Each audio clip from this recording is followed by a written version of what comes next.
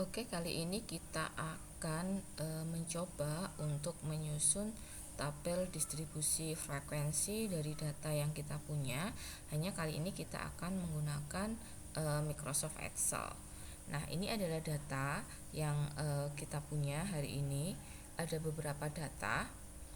Nah, langkah pertama yaitu kita akan menentukan range-nya dulu. Karena range ini membutuhkan nilai maksimum dan minimum dari data yang kita punya, maka kita cari dulu nilai max dan min-nya. Nah, untuk mencari nilai maksimum kita tuliskan max sama dengan, nah ini kita blok semua data yang kita punya, kemudian enter. Nah, itu maksimalnya adalah 1250 dan minimumnya ini kita cari juga, dia minimumnya adalah 1. Nah, baru dari sini kita bisa mencari nilai range-nya, yaitu nilai maksimum dikurangi dengan nilai minimum. Oke, nah ini adalah range-nya sudah ditemukan 1249. Nah, langkah yang kedua yaitu menghitung jumlah kelas dengan rumus Sturges. Untuk itu kita membutuhkan jumlah data. Jumlah data ini adalah berapa banyak data yang kita punya. Nah, kalau data kita begitu banyak, kita bisa menghitungnya dengan seperti ini ya. Jadi count, kita mau menghitung dalam yang saya blok ini ada berapa data sih gitu ya. Ini saya blok semua. Nah, ternyata dia ada 80 data. Kalau kita sudah tahu berapa jumlah datanya, baru kita bisa menentukan banyak kelas dengan rumus Sturges, yaitu sama dengan 1 ditambah 3,3 dikali dengan log ya, dikali dengan log n. Nah, dikali dengan log n, mohon maaf ini log sebentar ya, log ya, ini lognya ya. Jadi log n ini di sini diminta base-nya. Base kalau untuk log yang basis untuk lognya yaitu 10. Kita klik aja. Nah, di sini banyak kelasnya ketemu 7,28. Nah, untuk amannya kita akan membulatkan ke atas saja gitu ya, biar nanti tidak ada kemungkinan bahwa datanya itu ada yang tidak masuk gitu ya. Kita round up. Nah, kita round up. Nah, titik koma, jangan lupa titik koma, kemudian di belakangnya itu kalian mau berapa desimal. Nah, karena kita butuh yang bulat tanpa desimal di belakang koma, berarti 6 digitnya adalah 0. Oke. Oke, berarti banyak kelasnya ketemu 8. Kemudian panjang kelas itu kan sama dengan range dibagi dengan banyak kelas. Banyak kelasnya kita pakai angka yang ini aja, yang belum dibulatkan. Nah, sehingga ketemunya 171 sekian. Sama ini kita bulatkan ke atas. Oke, kita bulatkan ke atas dengan angka desimalnya adalah 0. Kita enter. Nah, ketemunya 172. Nah, dari sini karena kita sudah tahu banyak kelasnya adalah 8. Nah, di sini kebetulan saya buat 7, berarti masih kurang 1 ya. Kita sisipkan atau kita insert. Nah, di sini berarti ini yang ke-7, di bawahnya adalah ya, kelas ke-8. Interval. Penentuan interval untuk kelas pertama bisa kita mulai dari nilai minimum data ya. Ini kita sama dengankan nilai minimum datanya berapa. Nah, kemudian untuk batas atas interval kelas pertama yaitu batas bawah ditambah dengan panjang kelas ya. Panjang kelas, jangan lupa panjang kelasnya kita log. Di sini saya bisa pakai shift F4 atau F4 saja, kebetulan di laptop saya F4 saja. Nah, jadi batas bawah atau nilai minimum ditambahkan dengan panjang kelas, tapi kemudian kita kurangi dengan 1. Kenapa kita kurangi dengan 1? Karena 1 di sini nilai batas bawahnya itu sudah dihitung sebagai satu data. Jadi kalau panjang kelas kita butuh 172 data, di sini juga harus terhitung satu data. Oke? sudah, berarti batas bawah kelas kedua itu sama dengan batas atas kelas sebelumnya ditambah dengan 1. Nah, ini juga tergantung jenis datamu ya. Kalau misalkan data kalian itu bulat berarti ditambahkan 1. Kalau datanya mengandung desimal ya disesuaikan dengan desimal berapa angka di belakang koma. Oke, berarti kelas selanjutnya adalah 173. Nah, dari sini kita tinggal blok aja. Nanti nilainya akan menyesuaikan. Oke. Oke. Nah, nilai maksimum kita yang pasti harus masuk ya. Kita cek dulu, maksimumnya adalah 1250, berarti sudah masuk di interval kelas terakhir. Jadi aman. Nah, ini kenapa saya tuliskan interval lagi di sini? Karena saya mau menulis agar intervalnya itu terhubung dengan garis penghubung di tengahnya, sehingga nanti ketika kita menggambarkan grafik itu bisa langsung bisa terlihat bagus gitu ya. Jadi kita menggabungnya dengan rumus ini. Nah, yang mau digabung apa? Ini baru kita tuliskan di sini. Batas bawahnya kan kita tuliskan, kemudian titik koma. Nah, tanda penghubungnya apa? Karena tanda penghubung itu bukan angka ya, jadi kita anu dengan tanda petik. Nah, ini adalah tanda penghubungnya.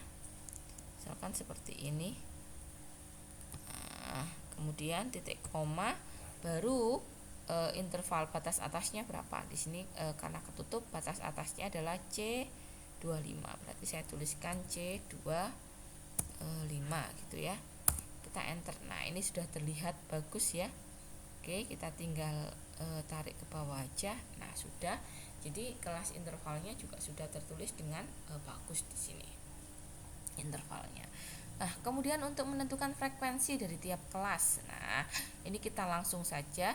Yang pertama kita blok semuanya dulu. Nah, kita blok semuanya dulu, baru di ketik sama dengan. Oke, sama dengan frekuensi ya. Jadi kita hitung frekuensi.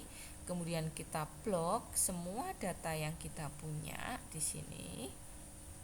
Nah, baru titik koma apa? Bins array-nya itu adalah batas atas dari interval. Oke, batas atas dari interval sudah.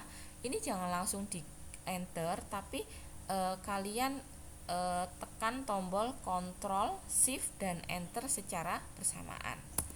Nah, sudah. Jadi ini adalah frekuensi dari masing-masing kelas yang ada ya. Jadi ini adalah frekuensi dari masing-masing kelas yang ada. Kemudian untuk ngeceknya gimana? Tinggal kita jumlahkan saja. Kalau jumlahnya sama dengan 80 dengan jumlah data kita, berarti frekuensinya sudah benar. Oke. Nah, ternyata sama dengan 80, berarti frekuensinya sudah benar. Oke, untuk langkah selanjutnya yaitu membuat histogram dan poligon frekuensi. Nah, histogram kemarin bedanya dengan diagram batang bahwa di histogram itu tidak ada jarak antara satu bar dengan bar yang lainnya. Tapi kita akan memulai dari diagram batangnya.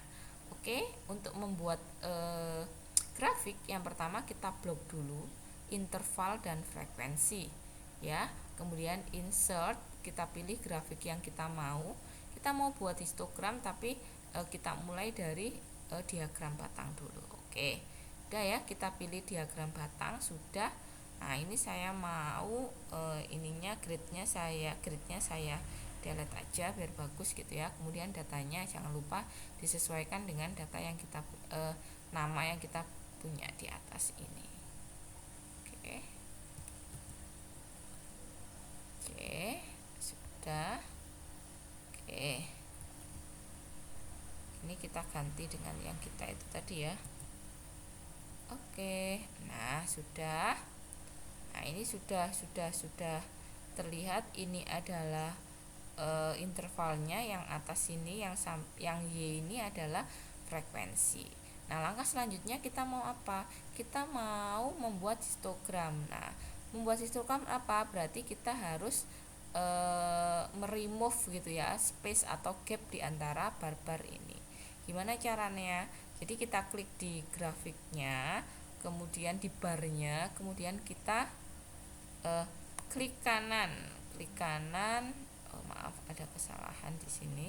Kita klik sampai semuanya tertandai gini ya. Kemudian klik kanan, format data series. Nah, format data series ini gap width-nya ini kita nolkan. Gap width ini adalah ini ya, putih-putih atau space di antara barnya kita nolkan. Nah, ini sudah menjadi histogram. Nah, tapi saya maunya antar bar ini kelihatan gitu ya. Jadi saya akan merubah di bordernya. Di border saya pilih solid line, kemudian saya biar kelihatan kan warnanya berarti harus berbeda, kita pakai putih gitu ya. Oke, kita pakai putih. Oke. Sudah, apakah akan terlihat? Coba kita lihat. Oh ya, sudah terlihat. Nah, ini adalah sudah terlihat ya masing-masingnya. Oke, ini adalah histogramnya. Nah, selain histogram, kita juga bisa menambahkan poligon. Nah, caranya gimana? Nah, ini kita klik di sini, klik kanan, select data ya. Kita tambahkan add-nya. Add kita apa? Series name ini adalah series name itu interval ya. Series name adalah interval. Nah, kemudian kalau series value ini yang kita blok adalah frekuensi. Oke, sudah. Oke. Nah, ini kita oke ya. Oke, nah di sini sudah terlihat ya. Nah, ini adalah sebenarnya ini diagram yang sama gitu ya. Cuma kita mau merubah ini yang orange ini menjadi poligon. Caranya gimana? Klik kanan, kemudian ini change series chart. Nah, kita pilih yang combo. Kita maunya kan ini line ya, tapi kita mau dua-duanya muncul. Jadi kita combo gitu. Kita combo jadi bentuknya akan seperti ini. Kita oke. Nah, sudah, berarti ini adalah histogram dan poligon frekuensi dari data yang kita punya. Nah, itu adalah materi. Ini kita bisa pindahkan aja ke sini. Oke, berarti itu adalah cara-cara untuk membuat tabel distribusi frekuensi, kemudian juga menyajikan dalam bentuk grafik. Di sini grafiknya adalah histogram dan poligon frekuensi. Untuk pilihan grafiknya sebenarnya tergantung dari kalian akan membuat seperti apa. Terima kasih. Assalamualaikum warahmatullahi wabarakatuh.